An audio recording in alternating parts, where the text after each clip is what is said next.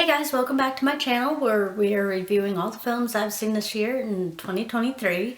Our next film was actually supposed to have come out in May, but it got pushed back to late October, and that's Killers of the Flower Moon, which is rated R, is 3 hours and 26 minutes, is distributed by Paramount Pictures, and is directed by the amazing Martin Scorsese. The synopsis is: real love crosses paths. Mollie Burkhart, a member of the Osage Nation, tries to save her community from a spree of murders fueled by oil and greed.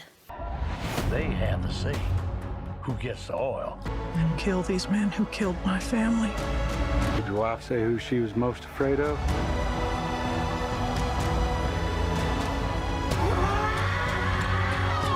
Don't do something you're going to regret for the rest of your life.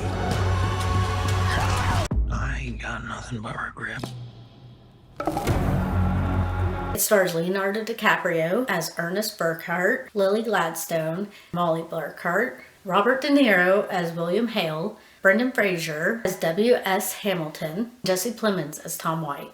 Now this film is very long, and I'm actually going to get the grading out of the way first because it's very obvious. It has all of it. It has everything. It has cinematography, acting, script, screenplay, the score, editing, iconic, rewatchable. Rewatchable's a little questionable because it's very long, but I'm sure if you're watching at home, you could pause and take as many bathroom breaks without missing anything.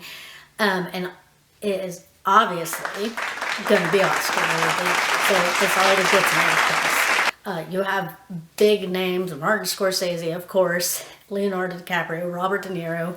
I love these actors. I've loved what they've done partnering with Martin Scorsese in the past, and so it's just obvious this is going to be really high up there. I also really enjoyed the newcomer Lilly Gladstone as Mollie here. She did very well. She doesn't really show too much emotion, but she does great for the emotion she does show. I think it's absolutely amazing. The whole idea of indigenous crime, if you're into true crime, you know that indigenous women specifically, they do not get taken seriously all too much. And so to highlight on these murders that they just kind of sweep under the rug, it's so real of what happens to them.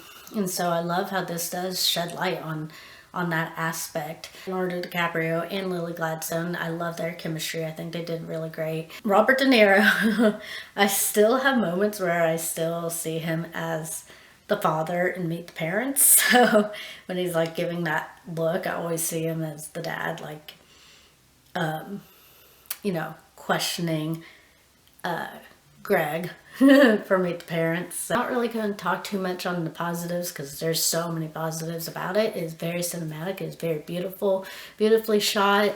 The things that for me, even though I'm still going to give it an A+, an Oscar-worthy nomination, it is very long, and I tried, but I was not. This was the first movie I saw after giving birth to my baby, and I still had to go to the bathroom. I missed something. I don't know what I missed. My friend who I went with, I couldn't tell her what part she missed in the film when she had to take her bathroom break, so I'm sure she couldn't tell me what I missed because it is such a long movie, and it does draw on you, and there are so many character names and stuff that happen that you don't remember every single detail, so you may have to go rewatch it a couple times just to make sure you keep everything chronologically ordered in your brain, because I already forgot a lot of stuff.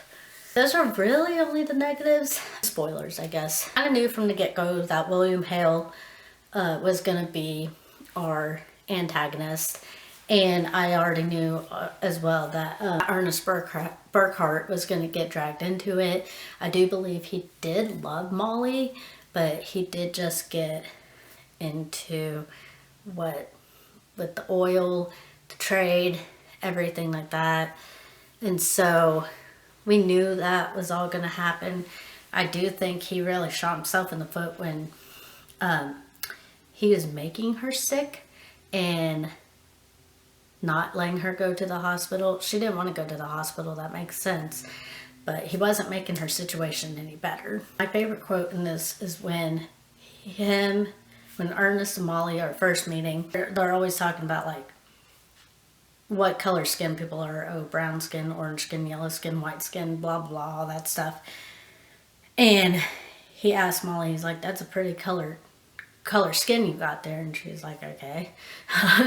weird flex, but okay. And he's like, what color would you call that? I love her response. She just looks at him and she's like, my color. I'm using that from now on because people ask me still to this day stupid questions like that. Like, I don't know if people think it's cute to ask someone that stupid ass question, but it's not cute. But I also know that some people just are honestly curious. But yeah, it's my color, so move on with life. It was such a long movie. I feel like I need to go see it a second time if I were to give like if I was to give a deep dive into everything. But overall, it is obviously a great film. Brendan Fraser, I forgot he was going to be in it. My friend had sent me a link about his cameo being in it, and I totally over my head. I've been having pregnancy brain, gave birth. I forgot a lot of details of what was going on in life. But yeah, his part was really great. I really enjoyed that. I just really like this film. If you guys have seen it, please comment down below what you guys thought. Let's have a conversation. Remember to like this video, hit the subscribe button, and hit that bell notification because we have just a couple more videos to come out with before the end of this year. Thanks guys. Bye.